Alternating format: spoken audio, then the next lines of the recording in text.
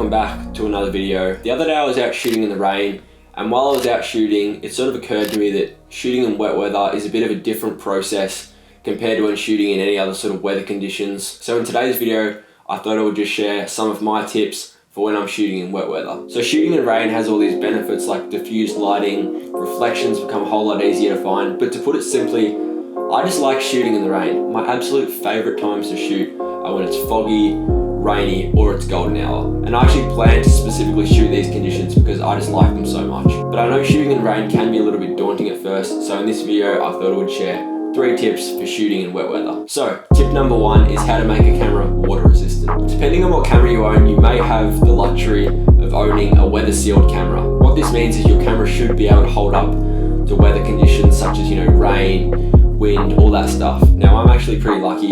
Both of my cameras are weather sealed, but not all of my lenses are weather sealed. So I have like this super ghetto, sketchy DIY system that I use to sort of protect my cameras that little bit more. And it just gives me that peace of mind when I'm out shooting in the rain that my camera's not gonna break. So I get a plastic bag, roughly measure it out and cut it to be a little bit longer than my camera. Then I just poke a hole in the front and push the lens through. I then just put an elastic band around the front of the lens to keep that plastic bag in place, and that's it. Super DIY fix. Looks stupid, especially stupid if you're using lavender scented purple plastic bags, but it gets the job done. The main thing this is going to do is just keep that connection between the lens and the camera dry, which is exactly what you want if your lenses aren't weather sealed. Alright, so moving on to tip number 2, planning is everything. So personally, I'm a bit of a neat freak.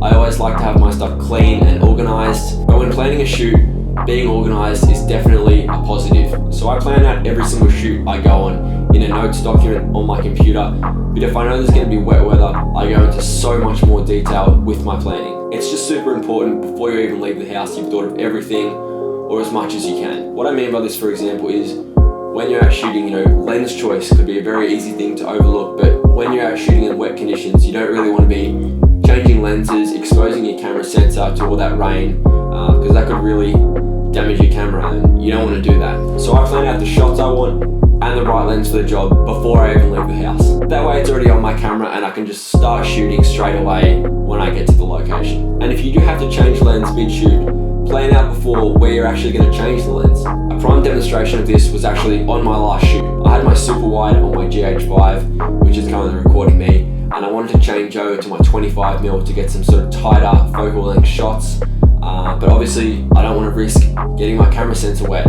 So I planned. The night before I went on Google Maps, worked out there was like a little picnic shelter 100 meters up the track, rode up there, changed lenses safely, and then rode back down, no dramas. That's one lens change for a whole entire shoot, and it works fine simply because I planned out the night before and I knew what I was doing. Alright, so tip number 3 is use the rain to get a unique look. So now that our camera is protected and we've planned out our shoot, let's actually talk about shooting in the rain. Like I said before, wet weather provides a really unique look in your photo and video, but it can also bring up some challenges while you're out actually shooting. I'll use an example to explain that better because it sounds really confusing. So when shooting in the rain, I used to constantly try and get rid of all the water and dust that sort of forms on the front of your lens when you are out shooting in wet conditions. Like every few shots I'd be wiping the lens down, but obviously if it's still raining, that lens is just going to get wet again.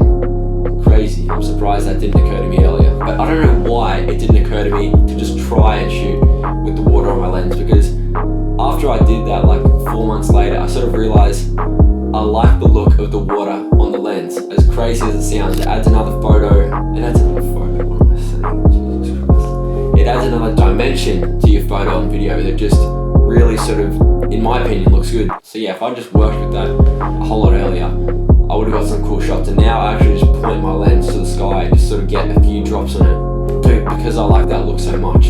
So just look at what you're shooting and what challenges you're facing and sort of try and work out if you can sort of embrace them as best as you can. Obviously you can't embrace every single challenge, but just, think outside of the box. Alright, my last little bonus tip before this video wraps up is don't even attempt to stay dry while shooting in the rain. If you're worried about getting wet and what you look like, you're just not going to get the best shots. It's as simple as that. You can always come home after the shoot, have a shower and warm up, but while you're out there, embrace it. Seriously, it's the best thing you can do. Last year, before this COVID stuff was a thing, I actually met up with Pat Whelan, who's a super talented photographer and filmmaker here in Melbourne as well. We met up in the city and it was just absolutely pouring. It was like a torrential rain that day. It was crazy. And we just didn't hold back. We put our raincoats on and just mobbed through the city. We went to so many spots, and it's one of the best shoots I've ever been on. Yeah, I was freezing and dripping wet by the end of it, but the photos I got on that day are some of my favorite photos to this day. And it's just one of those things you've got to do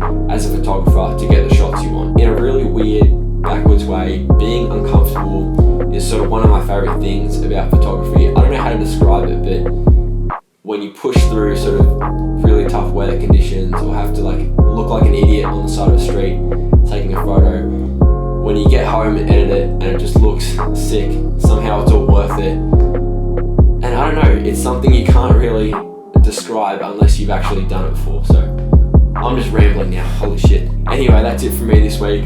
I hope I've helped someone out there, and if you do decide to go out and shoot in the rain, I hope it all goes well. But apart from that, I'll catch you guys in the next one.